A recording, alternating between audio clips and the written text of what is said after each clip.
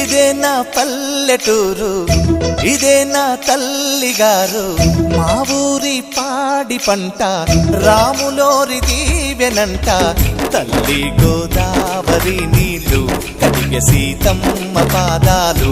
ఊరంతా hi hi hi, మనసంతా hi hi hi. ఇదే నా పల్లెటూరు, ఇదే నా తల్లిగారు.